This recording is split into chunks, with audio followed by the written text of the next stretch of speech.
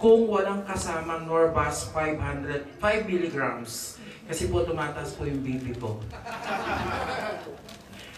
Biro lang mo po yun. But it's true.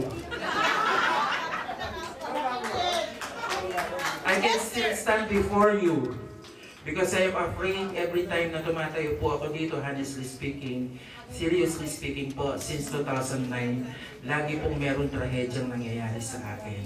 But that's not a reason because lagi po kayo nandyan sa akin. Anyhow, what else we can ask for?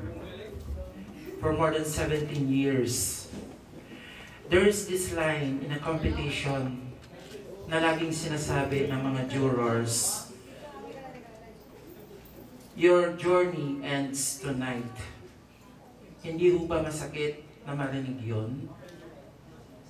There was a time na sinabi ko sa sarili ko before I became the president of the society in 2008, sige, papayag na akong mag-president by 2008 kasi pagod na ako sa pagsiservisyo.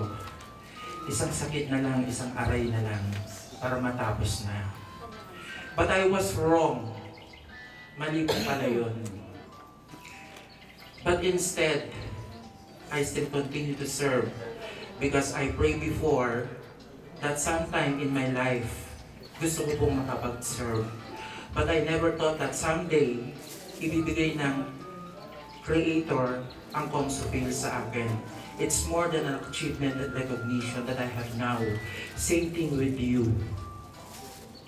Let us always remember not our personal interests, but instead on how we can serve more to our fellow kababayans. What else we can do on how we can serve at the same time our fellow kababayans. In a line that I would like to live with you, kahit saan, kahit kailan, at magpakailanman. Life is not complete without Comsopil, not only in this kingdom, anywhere else, maging sa Pilipinas po. Kahit man po tayo mapunta, lagi po nating isa puso ang Comsopil. Maraming salamat po, mabuhay kay lahat.